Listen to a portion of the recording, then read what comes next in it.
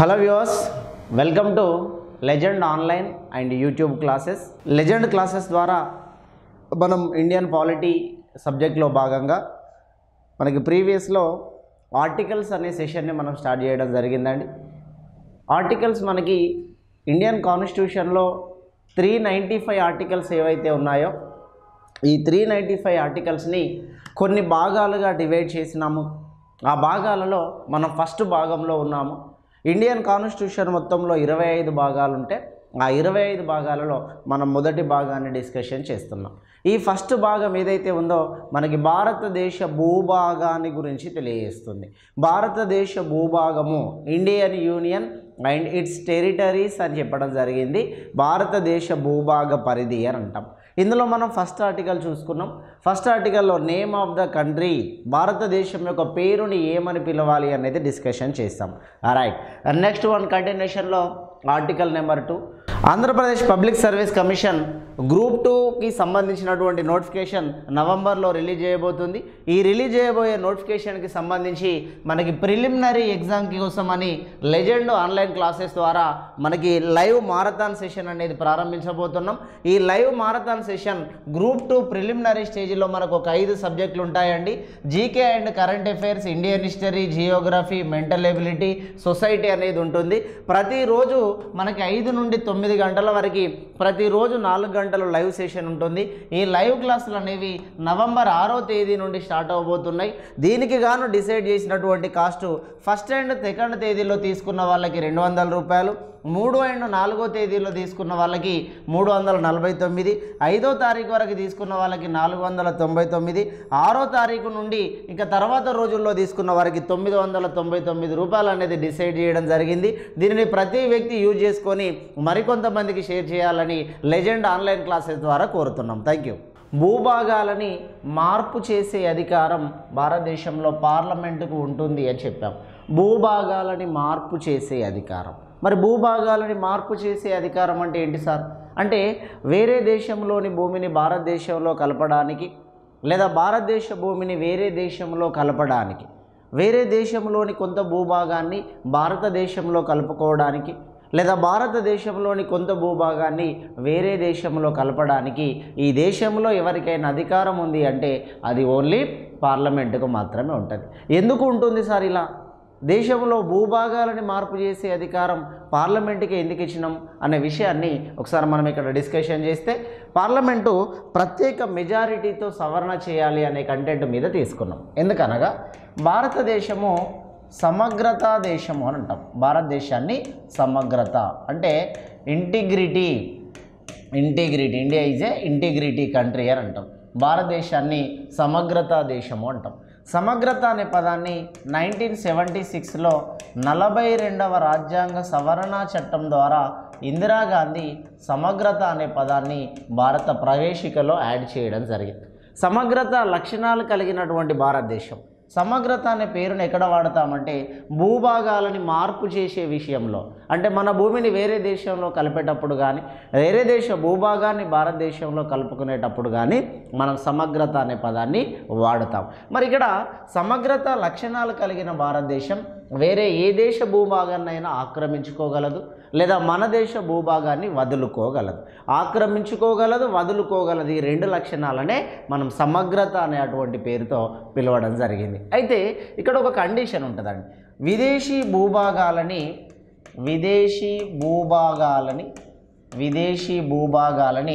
మన దేశంలో విలీనం చేసుకునేటప్పుడు స్పెషల్ మెజారిటీ, ప్రత్యేక మెజారిటీతో రాజ్యాంగ సవరణ చేయాల్సి ఉంటుంది. విదేశీ భూభాగాలని మన దేశంలో విలీనం చేసుకునేటప్పుడు ప్రత్యేక మెజారిటీతో సవరణ చేయాల్సి ఉంటుంది. అదేవిధంగా మన దేశ భూభాగాలని విదేశాలలో కలిపేటప్పుడు కూడా స్పెషల్ మెజారిటీతో సవరణ చేయాల్సి ఉంటుంది. విదేశీ భూభాగాలని మన దేశంలో కలిపేటప్పుడు ప్రత్యేక మెజారిటీతో సవరణ చేయాలి.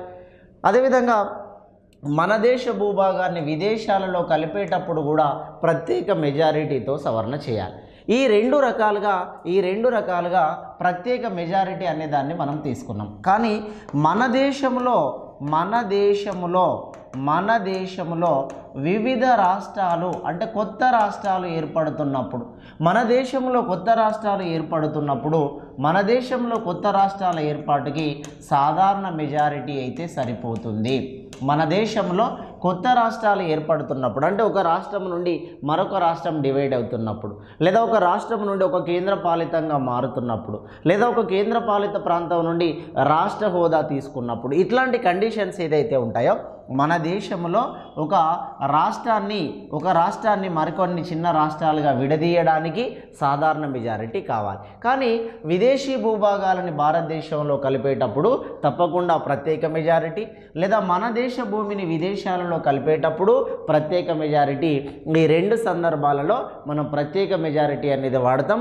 కానీ మన దేశంలో కొత్త రాష్ట్రాల ఏర్పాటు అంటే ఒక రాష్ట్రం నుండి మరొక రాష్ట్రంగా డివైడ్ అయ్యేటువంటి సందర్భాన్ని సాధారణ మెజారిటీతో చేస్తే సరిపోతుంది. నూతన రాష్ట్రాల ఏర్పాటు అనేది ఇండియన్ కాన్స్టిట్యూషన్లో ఆర్టికల్ 3 కింద సాధారణ మెజారిటీతో చేస్తాం. కానీ విదేశీ భూభాగాలని లేదా మన దేశానికి సంబంధించినటువంటి అంశాన్ని విదేశాలలో కలపడానికి కానీ అప్పుడు మనం ఆర్టికల్ నెంబర్ 2 ప్రకారం ప్రత్యేక మెజారిటీ చేస్తాం. 2 ఆర్టికల్ల ప్రకారం నూతన రాష్ట్రాలు ఏర్పడతాయండి. నూతన రాష్ట్రాలను ఏర్పాటు చేసే అధికారం 2 ఆర్టికల్లకు ఉంటుంది. ఒకటి ప్రత్యేక మెజారిటీ ప్రకారం ఏర్పాటు చేయాలి. ప్రత్యేక మెజారిటీ అంటే విదేశాలకి మన దేశానికి సంబంధించిన అంశాలు. మూడో ఆర్టికల్ ఏం చెప్తుందంటే సాధారణ మెజారిటీతో మన దేశంలో కొన్ని రాష్ట్రాలు చిన్న చిన్న రాష్ట్రాలుగా విడిపోయే సందర్భాన్ని మనం ఇక్కడ సాధారణ మెజారిటీతో సవరించాలి అని అన్నాం. అంటే నూతన రాష్ట్రాలు ఏర్పాటు చేసే అధికారం 2 ఆర్టికల్లకు ఉంటుంది. 2వ ఆర్టికల్ ప్రకారం కానీ 3వ ఆర్టికల్ ప్రకారం కానీ నూతన రాష్ట్రాలు ఏర్పాటు చేయవచ్చు. ఈ నూతన రాష్ట్రాల ఏర్పాటులో మన దేశంలో ఒక రాష్ట్రం నుండి మరొక రాష్ట్రం విడిపోవాలి అంటే సాధారణ మెజారిటీ, విదేశీ భూభాగాలని మన దేశంలో కలిపేటప్పుడు లేదా మన దేశ భూభాగాలని విదేశాల్లో కలిపేటప్పుడు ఖచ్చితంగా ప్రత్యేక మెజారిటీ. ఈ 2 ఆర్టికల్ల ప్రకారం భారతదేశంలో నూతన రాష్ట్రాలు అనేవి ఏర్పడడం జరుగుతుంది. ఇక్కడ ఏర్పాటైనటువంటి ప్రతి రాష్ట్రం, అదే రాష్ట్రాన్నైనా తీసుకోండి, ఇక్కడ ఏర్పడినటువంటి ప్రతి రాష్ట్రం ఏదైతే ఉందో దానికి ఒక చారిత్రక నేపథ్యము ఖచ్చితంగా దానికి సంబంధించినటువంటి కొంత హిస్టారికల్ బ్యాక్గ్రౌండ్ అనేది తప్పకుండా ఉంటుంది. అయితే ఇక్కడ మనం డిస్కషన్ చేసుకున్నటువంటి పాయింట్స్ ప్రకారం ప్రత్యేక మెజారిటీ ద్వారా విదేశాలలో కలిపిన భూమి ఏదైనా భారతదేశంలో ఉందా, లేదా ప్రత్యేక మెజారిటీ ద్వారా విదేశీ భూభాగాలని మనం భారతదేశంలో కలిపినమా, లేదా మన భూభాగాన్ని విదేశాలలో కలిపినమా, దీనికి ప్రాక్టికాలిటీని ఒకసారి మనం అర్థం చేసుకుందాం. మనం ఓన్లీ 2వ ఆర్టికల్లోనే ఉన్నాం. ఎగ్జాంపుల్ కోసమే నేను 3వ ఆర్టికల్ చెప్పాను. మళ్ళీ 3వ ఆర్టికల్ దీని కంటిన్యూషన్లో మళ్ళీ 3వ ఆర్టికల్ మాట్లాడదాం. ఇప్పుడు ఎగ్జాంపుల్లో ఆర్టికల్ 2కి సంబంధించినటువంటి ఎగ్జాంపుల్స్ చూద్దాం. ఆర్టికల్ 2 సంబంధించినటువంటి ఎగ్జాంపుల్ అంటే మనం ఆక్రమించిన విదేశీ భూభాగాలు ఏమైనా ఉన్నాయా, లేదా మనం వేరే దేశంలో కలిపినటువంటి భూభాగాలు ఏమైనా ఉన్నాయా అనే విషయాన్ని మనం ఇక్కడ కొన్ని అంశాలుగా డివైడ్ చేసుకుందాం. రైట్, ఫస్ట్ వన్ 1954 సంవత్సరంలో మనం పాండిచ్చేరిని ఆక్రమించినాం. భారతదేశంలో 1954లో పాండిచ్చేరిని మనం ఆక్రమించడం జరిగింది. ఈ పాండిచ్చేరి అనేది ఫ్రెంచ్ వారి నుండి మనం ఆక్రమించడం జరిగింది. 1954లో ఆక్రమించినటువంటి పాండిచ్చేరిని మనం ఫ్రెంచ్ వారి నుండి ఆక్రమించాము.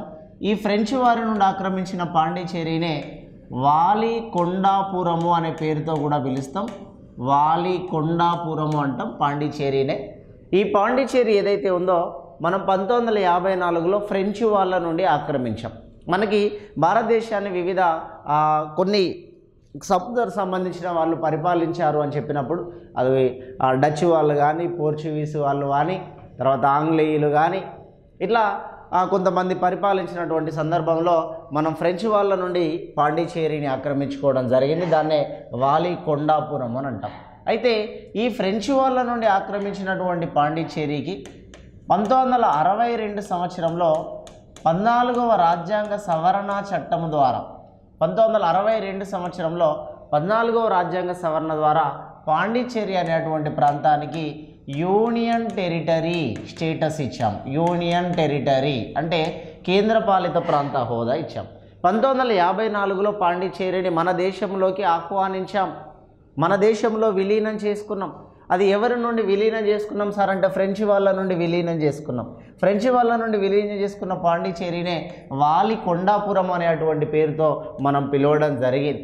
ఈ పాండిచ్చేరికి 1962లో 14వ రాజ్యాంగ సవరణ ద్వారా కేంద్ర పాలిత ప్రాంతాన్ని ఆ హోదాని కల్పించినాం. అంటే 1962లో 14 అనే రాజ్యాంగ సవరణ ద్వారా దీనికోసం ఒక ప్రత్యేక మెజారిటీ ప్రకారం రాజ్యాంగ సవరణ చేయాల్సి వచ్చింది. ప్రత్యేక మెజారిటీ ప్రకారం ఇది మనం ఆక్రమించుకున్నటువంటి ప్రాంతం. రైట్. రెండోది 1960 సంవత్సరంలో 9వ రాజ్యాంగ సవరణ చట్టం 9th కాన్స్టిట్యూషనల్ అమెండ్మెంట్ ప్రకారం 1960 రాజ్యాంగ సవరణ ప్రకారం మనం బేరుబారి ప్రాంతాన్ని పాకిస్తాన్లో విలీనం చేయాల్సి వచ్చింది. జాగ్రత్తగా అర్థం చేసుకోవాలండి. మనం ఏ ప్రాంతాన్ని విదేశాలలో కలిపినాం, ఏ ప్రాంతాన్ని మన దేశంలో విలీనం చేసుకున్నాం, దీనికోసం చేసిన రాజ్యాంగ సవరణకు సంబంధించిన అంశాలు చాలా వరకు జతపరచండి అనడంలో అడిగిన సందర్భం ఉండాలి. ఒకవైపు రాజ్యాంగ సవరణలు ఇచ్చి ఒకవైపు ఇది ఏ ప్రాంతానికి సంబంధించిన సవరణ అని అడిగినటువంటి సందర్భాలు చాలా ఉన్నాయి. భారతదేశం నుండి విదేశాలలో కలిపిన మొదటి భూభాగమే బేరుబారి ప్రాంతాన్ని పాకిస్తాన్లో విలీనం చేయాల్సి వచ్చింది. ఈ బేరుబారి ప్రాంతం కోసమే 9వ రాజ్యాంగ సవరణ 1960లో 9వ రాజ్యాంగ సవరణ చేసినాం. మరి బేరుబారి ప్రాంతము ఎక్కడ ఉండేది సార్ అంటే మనకి వెస్ట్ బెంగాల్లో ఉండేది. వెస్ట్ బెంగాల్ అన్నది బెంగాల్లో ఉండేది. బేరుబారి ప్రాంతము బెంగాల్లో ఉండేది. ఈ బెంగాల్ని మనం తూర్పు బెంగాల్, పశ్చిమ బెంగాల్ అని 2 భాగాలుగా విడదీసినాం. ఈ తూర్పు బెంగాల్, పశ్చిమ బెంగాల్గా విడదీస్తే బేరుబారి అనే ప్రాంతం పశ్చిమ బెంగాల్ కంటే తూర్పు బెంగాల్లోనే 9 చదరపు కిలోమీటర్ల విస్తీర్ణం ఎక్కువగా ఉన్నది. 9 చదరపు కిలోమీటర్ల విస్తీర్ణం తూర్పు బెంగాల్లోనే ఎక్కువగా ఉన్నది. ఈ తూర్పు బెంగాల్నే మనం తూర్పు పాకిస్తాన్ అన్నాం. ఫస్ట్ తూర్పు బెంగాల్నే తూర్పు పాకిస్తాన్ అని పిలిచినాం. ఈ తూర్పు పాకిస్తాన్నే 1971 నుండి తూర్పు పాకిస్తాన్ యొక్క పేరుని బంగ్లాదేశ్గా పిలవడం అనేది జరిగింది. 1971 నుండి తూర్పు పాకిస్తాన్ని బంగ్లాదేశ్ అన్నాం. అంటే ఈ తూర్పు బెంగాల్ ఏదైతే ఉన్నదో ఈ తూర్పు బెంగాల్కి ఎక్కువగా అంటే పశ్చిమ బెంగాల్ మన బార్డర్ కంటే అటువైపు ఉండే అటువంటి బార్డర్లోనే ఎక్కువగా ఈ బేరుబారి అనే ప్రాంతం ఉన్నది. కాబట్టి ఈ బేరుబారి అనే ప్రాంతం ఈ లైన్లో ఉన్నప్పుడు తూర్పు బెంగాల్ సైడే ఎక్కువగా ఉన్నది. అందుకోసమే ఈ ప్రాంతాన్ని మనం పాకిస్తాన్లో కలపకూడదా అని పార్లమెంట్లో డిస్కషన్ వచ్చింది. పార్లమెంట్లో డిస్కషన్ వచ్చినప్పుడు ఆ పార్లమెంట్లో డిస్కషన్ రావడంతో పాటు రాష్ట్రపతి యొక్క సలహా కూడా రాష్ట్రపతి సుప్రీంకోర్టు లీగల్ అడ్వైజ్ కూడా తీసుకోవాల్సి వచ్చింది. రాష్ట్రపతి లీగల్ అడ్వైజ్ సుప్రీంకోర్టు ఆ సలహాని తీసుకోవాల్సి వచ్చింది. రాష్ట్రపతి సుప్రీంకోర్టు సలహాని 1960 సంవత్సరంలో బేరుబారి కోసం రాష్ట్రపతి సుప్రీంకోర్టు సలహాని తీసుకున్నాడు. అప్పుడు సుప్రీంకోర్టు సలహా తీసుకున్నటువంటి రాష్ట్రపతి బాబు రాజేంద్ర ప్రసాద్ ఆర్టికల్ 143 ప్రకారం రాష్ట్రపతి సుప్రీంకోర్టు యొక్క న్యాయ సలహాని తీసుకోవచ్చు అనేది మనకి ఇండియన్ కాన్స్టిట్యూషన్లో ఉన్నది. ఈ సుప్రీంకోర్టు యొక్క న్యాయ సలహా తీసుకోవచ్చు అనే విషయాన్ని మనం కెనడా రాజ్యాంగం నుండి తీసుకున్నాం. రాష్ట్రపతి సుప్రీంకోర్టు సలహా తీసుకోవడంలో వీళ్ళిద్దరికీ మీడియేటర్గా పనిచేసేది అటార్నీ జనరల్. ఈ అటార్నీ జనరలే ఇద్దరికి మీడియేటర్గా పనిచేస్తాడు. మళ్ళీ వినండి, రాష్ట్రపతి సుప్రీంకోర్టు యొక్క న్యాయ సలహా తీసుకోవచ్చు ఆర్టికల్ 143 ప్రకారం. ఈ సుప్రీంకోర్టు యొక్క న్యాయ సలహా తీసుకోవాలి అనేది కెనడా రాజ్యాంగం నుండి తీసుకున్నాం. సుప్రీంకోర్టు న్యాయ సలహా తీసుకోవడంలో రాష్ట్రపతికి సుప్రీంకోర్టుకి మధ్యవర్తిగా పనిచేసే అటువంటి వ్యక్తి అటార్నీ జనరల్ని ఆర్టికల్ 76 ప్రకారం రాష్ట్రపతి నియమిస్తాడు. అటార్నీ జనరల్ 88 ఆర్టికల్ ప్రకారం పార్లమెంటు సమావేశాలలో సభ్యత్వం లేకపోయినా పాల్గొనే ఒకే ఒక వ్యక్తి మనకు అటార్నీ జనరల్ అంటారు. ఆర్టికల్ 88 ప్రకారం పార్లమెంటు సమావేశాలలో మినిస్టర్స్ పాల్గొంటారు, అటార్నీ జనరల్ పాల్గొంటాడు. కానీ అటార్నీ జనరల్ ఎవరైతే ఉన్నారో అటార్నీ జనరల్కి 2 సభల్లో సభ్యత్వం లేకపోయినా పార్లమెంటు సమావేశాలలో పాల్గొంటాడు. ఈ అటార్నీ జనరలే మనకి భారత రాజ్యాంగం ప్రకారం ఈయనని ఏ పేరుతో పిలుస్తామో అనేది మనం ఇక్కడ చూసినట్టయితే అటార్నీ జనరల్ని legal adviser to the central government, కేంద్ర ప్రభుత్వానికి ప్రధాన న్యాయ సలహాదారుడు అనేటువంటి అంశం మీద మనకు అటార్నీ జనరల్ను పిలుస్తాం. అంటే మనకి ఏదైనా ఒక ప్రత్యేకమైన పరిస్థితి వచ్చినప్పుడు దాంట్లో ఒక కంక్లూజన్ ఈయన కావాలి అని అనుకున్నప్పుడు సుప్రీంకోర్టు యొక్క న్యాయ సలహాని రాష్ట్రపతి తీసుకోవచ్చు అనేది ఇదంతటికి సంబంధించింది. ఇప్పటివరకు సుప్రీంకోర్టు యొక్క న్యాయ సలహాని రాష్ట్రపతి 16 సార్లు భారతదేశంలో రాష్ట్రపతి సలహాని తీసుకోవడం అనేది జరిగింది. ఇప్పటివరకు 16 సార్లు సుప్రీంకోర్టు సలహాని తీసుకున్నాడు. సుప్రీంకోర్టు సలహాని 1960లో బాబు రాజేంద్ర ప్రసాద్ కూడా తీసుకోవడం జరిగింది. బాబు రాజేంద్ర ప్రసాద్ 1960 సంవత్సరంలో మనకి బేరుబారి ప్రాంతానికి సంబంధించినటువంటి సలహాని బాబు రాజేంద్ర ప్రసాద్ తీసుకున్నాడు. రాజేంద్ర ప్రసాద్ మొత్తం 3 సార్లు సలహా తీసుకున్నాడు. 1951లో ఢిల్లీ న్యాయ చట్టాలు అనే విషయం మీద తీసుకున్నాడు. 1958లో కేరళ విద్యా బిల్లు అనే చట్టం మీద తీసుకున్నాడు. 1951లో ఢిల్లీ పరిపాలన అంశాల మీద తీసుకున్నాడు. 1958లో కేరళ విద్యా బిల్లు అనే అంశం మీద తీసుకున్నాడు. 1960లో బేరుబారి కోసం తీసుకున్నాడు. మొత్తం బాబు రాజేంద్ర ప్రసాద్ 3 సార్లు ఆ సలహాని తీసుకుంటే ఈ 3వసారి బెంగాల్కి సంబంధించినటువంటి బేరుబారి విషయంలో భాగంగా బాబు రాజేంద్ర ప్రసాద్ సుప్రీంకోర్టు సలహా తీసుకుంటే సుప్రీంకోర్టు చెప్పింది ఏమనగా తూర్పు బెంగాల్ సైడే ఎక్కువగా వాళ్ళ భూభాగం ఉన్నది కాబట్టి న్యాయ ప్రకారం దీన్ని మనం తూర్పు బెంగాల్లో కలపాలి అంటే పాకిస్తాన్లో కలపాల్సిందే అనేటువంటి అంశం మీద దీనిపైన ఈ డిస్కషన్ తీసుకోవడం జరిగింది. అయితే దీని యొక్క చారిత్రాత్మకమైన విషయాన్ని మరొక అంశాన్ని కూడా ఇక్కడ మీరు అర్థం చేసుకున్నట్టయితే నెహ్రూ నూర్ ఒప్పందం అని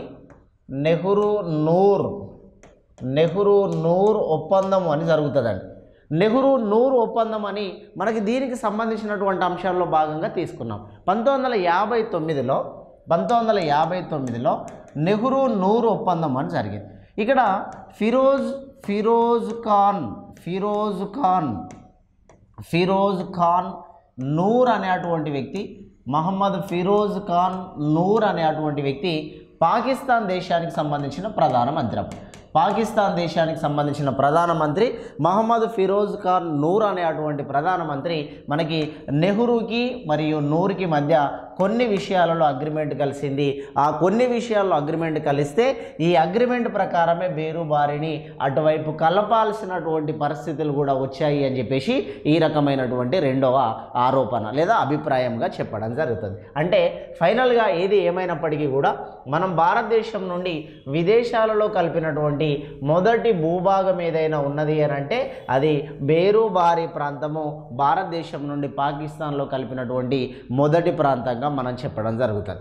తర్వాత నెక్స్ట్ 3వ 1960 సంవత్సరంలో 10 రాజ్యాంగ సవరణ చట్టము 1960 సంవత్సరంలోనే మనకి ఇక్కడ ఏం చేశారంటే దాద్రా నగర్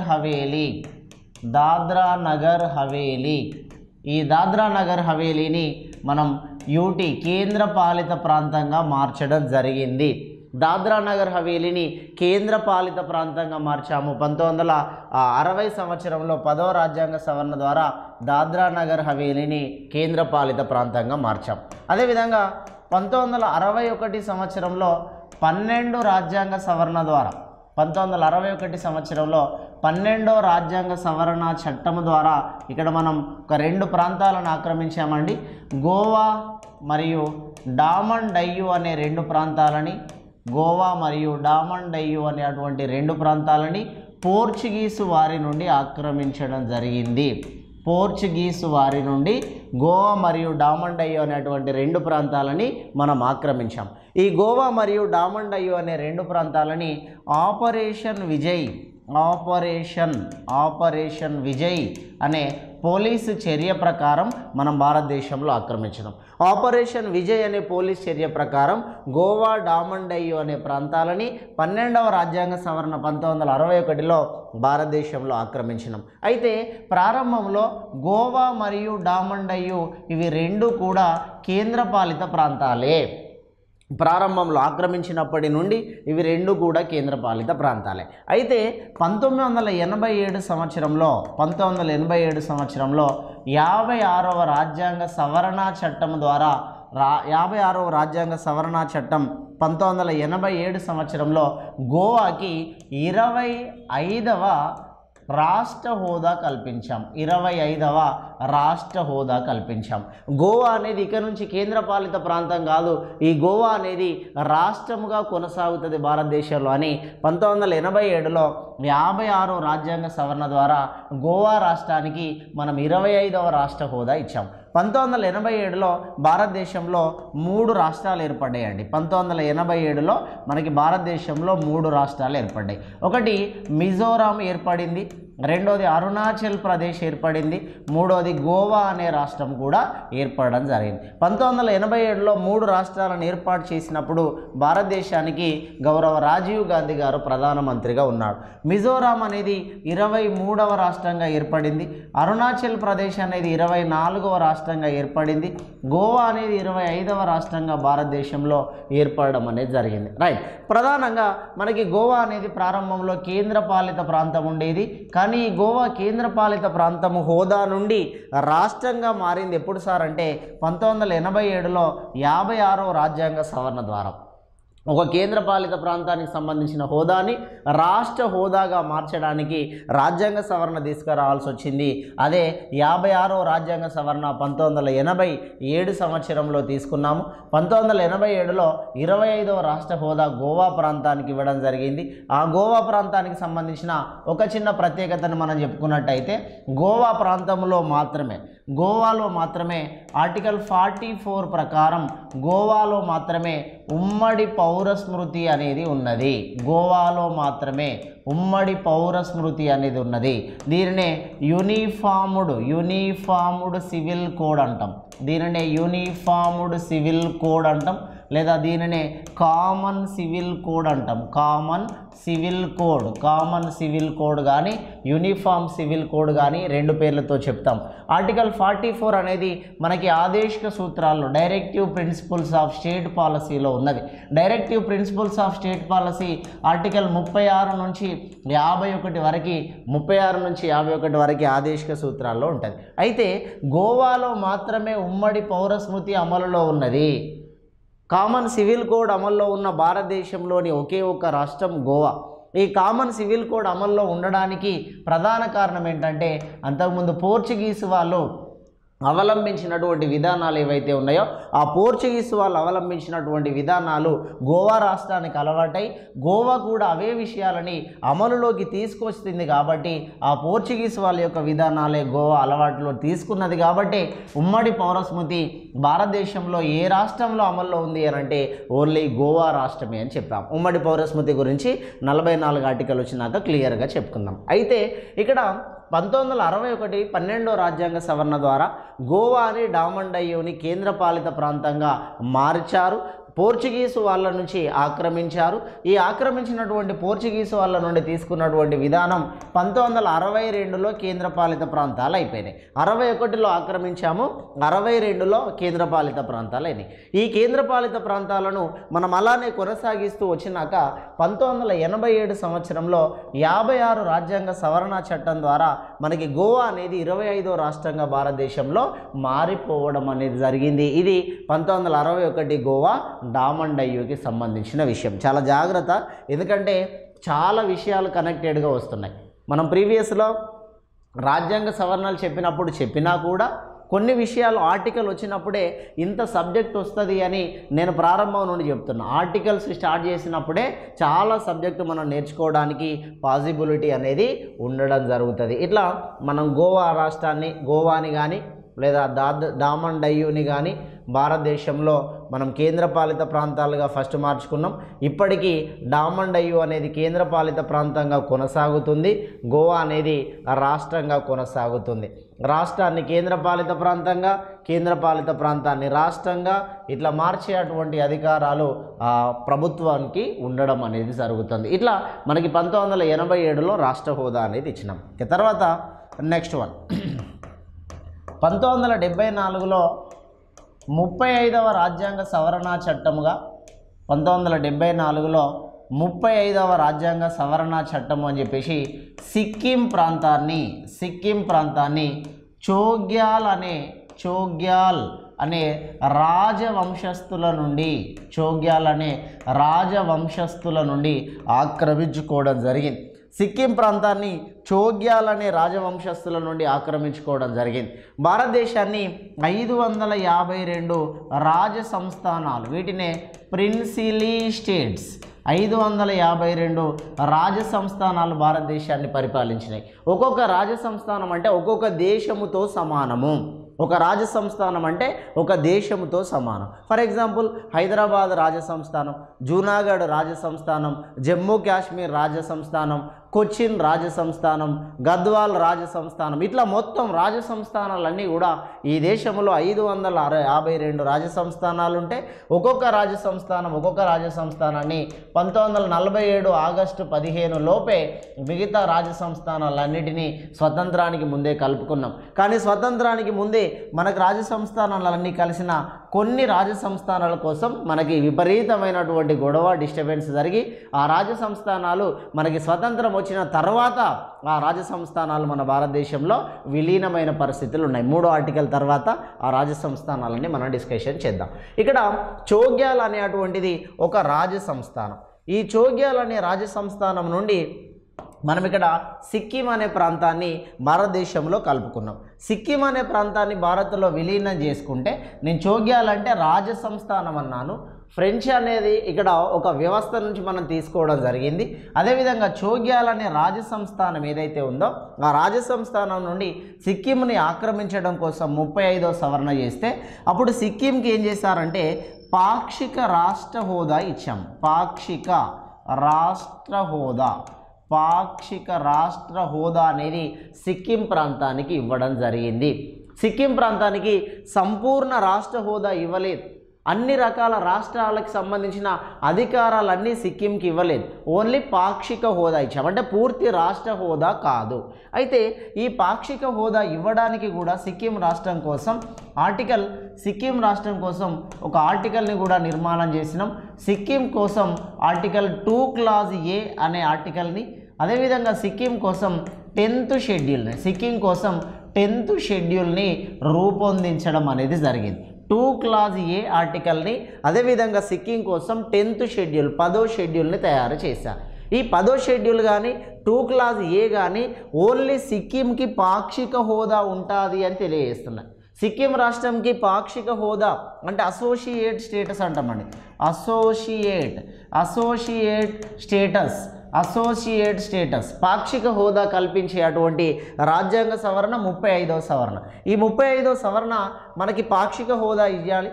పాక్షిక హోదా ఇవ్వడానికి ఆర్టికల్ 2 క్లాజ్ ఏ, పాక్షిక హోదా ఇవ్వడానికి 10th షెడ్యూల్ అనేదాన్ని మనం రూపొందించడం జరిగింది. అయితే ఈ సిక్కింకి పూర్తి రాష్ట్ర హోదా కావాలి అని వాళ్ళు డిమాండ్ చేసిన తర్వాత రాష్ట్ర హోదా, పూర్తి హోదా కావాలి, మాకు పాక్షిక హోదా వద్దు, అంటే కొన్ని అధికారాలు మాత్రమే మాకు ఇస్తారు, కానీ కొన్ని అధికారాలు కాదు, ఈ రాష్ట్రం మొత్తం మీద మాకే అధికారం ఉండాలి, అలా మాకు కొన్ని అవకాశాలు ఇవ్వండి, పూర్తి రాష్ట్ర హోదా మాకు ఇవ్వండి అని చెప్పేసి సిక్కిం కోసం మళ్ళీ డిమాండ్ చేసిన తర్వాత 1975లో 36వ రాజ్యాంగ సవరణ చట్టాన్ని మళ్ళీ సిక్కిం కోసం చేయడం జరిగింది.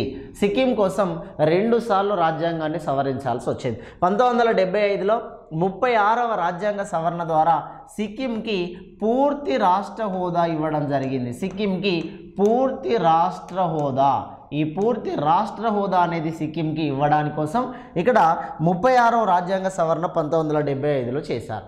1975లో చేసి ఏం చేశారు, ఇదే 1975లో 2 క్లాజ్ ఏ అనే ఆర్టికల్ను రద్దు చేశారు. ఇదే 1975లో 10th షెడ్యూల్ని రద్దు చేశారు. అందుకే 10th షెడ్యూల్లో ఇప్పుడు ప్రస్తుతం ఏముంది సార్ అంటే 10th షెడ్యూల్ని మళ్ళీ 1985లో 52వ రాజ్యాంగ సవరణ ద్వారా పార్టీ ఫిరాయింపుల చట్టము అని రాజీవ్ గాంధీ గారు మళ్ళీ 10th షెడ్యూల్ అనే దాన్ని భారత రాజ్యాంగంలో చేర్చినాడు. ప్రారంభంలో 10th షెడ్యూల్ అనేది సిక్కిం పాక్షిక హోదా గురించి తెలియదు. ఆ సిక్కిం పాక్షిక హోదా గురించి తెలియజేసే ఆ ప్రారంభంలో ఉండే అటువంటి షెడ్యూల్ని 1975లో రద్దు చేసినాం. ఈ 1975లో షెడ్యూల్ని రద్దు చేసినాం. 10వ షెడ్యూల్ని రద్దు చేస్తే ఇది రద్దయిన తర్వాత 1985 అంటే ఇది రద్దు చేసినాక 10 సంవత్సరాల తర్వాత రాజీవ్ గాంధీ పార్టీ ఫిరాయింపుల చట్టం అని మళ్ళీ 10th షెడ్యూల్లో కొత్త అంశాన్ని తీసుకొచ్చి సిక్కింకి సంబంధించినటువంటి దాన్ని రద్దు చేయడం జరిగింది. సిక్కిం రాష్ట్రం ఏర్పడడానికి గల ఆర్టికల్ ఏది అనే విషయాన్ని మనం పరిశీలించినట్టయితే 370 ఇక్కడ 371 క్లాజ్ ఎఫ్ అనేది 371 క్లాజ్ ఎఫ్ అనేది సిక్కిం రాష్ట్ర హోదా గురించి తెలియజేస్తుంది. సిక్కిం రాష్ట్ర హోదా గురించి తెలియజేసేది 371 క్లాజ్ ఎఫ్.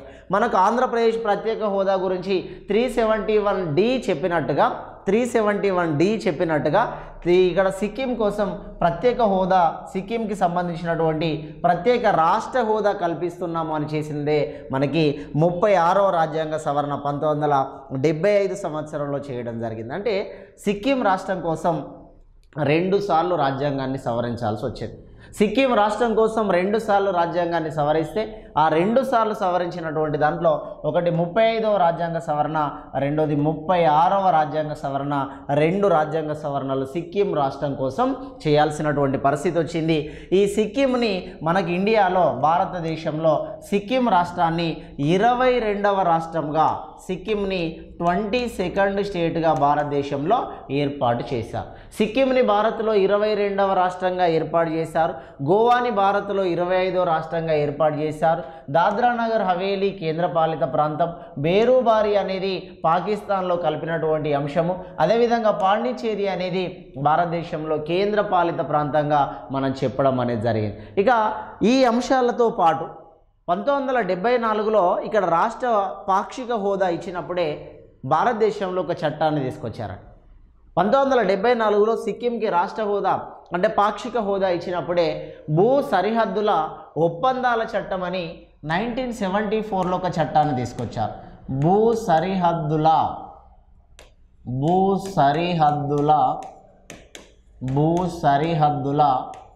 ఒప్పందాల చట్టము, భూ సరిహద్దుల ఒప్పందాల చట్టము అని 1974లో భూ సరిహద్దుల ఒప్పందాల చట్టం అని ఒక చట్టాన్ని తీసుకొచ్చారు. ఈ 1974లో భూ సరిహద్దుల ఒప్పందాల చట్టం అని దేన్ని ఆధారంగా తీసుకొని ఈ అంశాన్ని ప్రవేశపెట్టినారు సార్ అంటే సిక్కిం రాష్ట్రాన్ని ఆధారంగా తీసుకొని ఆ భూ సరిహద్దుల ఒప్పందాల చట్టం అనేది భారత్లో ప్రవేశపెట్టడం జరిగింది. ఇట్లా ఈ అంశాలన్నీ మనం భారతదేశంలో ఆక్రమించినటువంటివి. ఇంకొకటి కూడా చెప్దాం, కంటిన్యూషన్లో ఇంకొకటి చెప్పినాక దీనికి సంబంధించి మీకు పూర్తి క్లారిటీ వస్తుంది. ఇందులో భాగంగా మనకి 2015 సంవత్సరంలో కూడా 2015 సంవత్సరంలో కూడా ఈ అంశం మీద రాజ్యాంగ సవరణ చేశాము. 2015 సంవత్సరంలో 100 రాజ్యాంగ సవరణ చట్టము ప్రకారం 2015 సంవత్సరంలో 100 రాజ్యాంగ సవరణ చట్టం ప్రకారం భారత్ అండ్ బంగ్లాదేశ్ల మధ్య భూ సరిహద్దు ఒప్పందాలు జరిగినాయి. భారత్ బంగ్లాదేశ్ల మధ్య భూ సరిహద్దు ఒప్పందాలు జరిగినాయి. భారతదేశానికి సంబంధించిన 111 ప్రాంతాలని బంగ్లాదేశ్లో కలిపాము. 111 ప్రాంతాలని బంగ్లాదేశ్లో కలిపాము. ఈ 111 ప్రాంతాలు వెస్ట్ బెంగాల్కి సంబంధించిన ప్రాంతాలు. భారత్లోని 111 ప్రాంతాలు లేదా గ్రామాలని ప్రాంతాలు లేదా గ్రామాలని బంగ్లాదేశ్లో కలిపితే బంగ్లాదేశ్కి సంబంధించిన 51 గ్రామాలు లేదా 51 ప్రాంతాలని భారతదేశంలో కలిపారు. భారతదేశానికి సంబంధించిన 111 గ్రామాలని బంగ్లాదేశ్లో కలిపితే బంగ్లాదేశ్కి సంబంధించిన 51 గ్రామాలని భారతదేశంలో కలిపారు. సార్ మన 50 ఇంకా ఎక్కువనే పోయినాయి సార్ అంటే పోతే పోనీ కానీ సమస్య పరిష్కారం కావాలి. భూ సరిహద్దుల ఒప్పందాలంటే ఎవడైనా ఒకడు కొంత ఓపిక చేసుకుంటే సమస్య అంతా పరిష్కారం అవుతుంది. కాబట్టి ల్యాండ్ బౌండరీ అగ్రిమెంట్ అనేటువంటి పేరుతో భూ సరిహద్దు ఒప్పందాలు అనే పేరుతో 2015 సంవత్సరంలో 100 రాజ్యాంగ సవరణ ద్వారా భారత్ బంగ్లాదేశ్ల మధ్య భూ సరిహద్దు ఒప్పందాలను కూడా చేశారు. అంటే ఇక్కడ మీరు అర్థం చేసుకోవాల్సినటువంటి పాయింట్ ఏంటంటే భారతదేశం నుండి వేరే దేశంలో భూభాగాన్ని కలిపినా లేదా వేరే దేశ భూభాగాన్ని భారతదేశంలో కలుపుకున్నా, వేరే రాజ సంస్థానం నుండి భారతదేశంలో భూభాగాన్ని విలీనం చేసిన, వేరే వంశం నుండి భారతదేశంలో భూభాగాన్ని విలీనం చేసిన, ఈ విలీనం చేయడానికి అధికారం ఎవరికి ఉంటుంది సార్ అంటే పార్లమెంటుకు మాత్రమే ఉంటుంది. ఇక్కడ చేసినవన్నీ కూడా ప్రత్యేక మెజారిటీలేండి. ఇక్కడ చేయబడినటువంటి ప్రతిదీ కూడా ప్రత్యేక మెజారిటీ. మనం చెప్పినట్టుగా ప్రత్యేక మెజారిటీకి మాత్రమే నంబర్ ఇస్తాం, సాధారణ మెజారిటీకి నంబర్ అనేది ఉండదు. ఇక్కడ చూడండి, ఇది 14th సవరణ అన్నాం, ఇది 9th సవరణ అన్నాం, 10th సవరణ అన్నాం, 12th సవరణ అన్నాం, 35 సవరణ అన్నాం, 100 సవరణ అన్నాం. ఇవన్నీ కూడా ప్రత్యేక మెజారిటీ ప్రకారం చేయబడినటువంటి అంశాలే. అంటే భారతదేశంలో ఒక రాష్ట్రానికి సంబంధించినటువంటి ప్రత్యేక పార్లమెంటులో ప్రత్యేక మెజారిటీ ప్రకారం రాష్ట్రం అనేది ఏర్పడడానికి అవకాశం ఉంటుంది. కాబట్టి భారతదేశంలోని భూభాగాలని మార్పు చేసే అధికారం ఎవరికి ఉంటుందయ్యా అంటే పార్లమెంటుకు మాత్రమే. భూభాగాలను ఏర్పాటు చేసే అటువంటి అధికారం పార్లమెంటుకు మాత్రమే ఇవ్వడం జరిగింది. ఇది 2వ ఆర్టికల్కు సంబంధించింది. విన్నటువంటి ప్రతి వ్యక్తి మీరు లైక్ చేయండి, షేర్ చేయండి, తప్పకుండా కామెంట్ చేయండి. మరికొంతమందికి వెళ్ళిపోయేలాగా మనకి లెజెండ్ క్లాసెస్ ద్వారా వస్తున్నటువంటి ప్రతి యాప్ని అవకాశాన్ని ఉపయోగించుకొని ఎంతోమంది నిరుద్యోగులకు సంబంధించినటువంటి అవకాశాలను మనం ఇస్తున్నాం. కాబట్టి ప్రతి వ్యక్తి దీనిని ఉపయోగించుకొని ఏ ఆఫర్ వచ్చినా కూడా ప్రతి వాళ్ళు దీన్ని మరికొంతమందికి షేర్ చేయాలని కోరుతున్నాను. Thank you.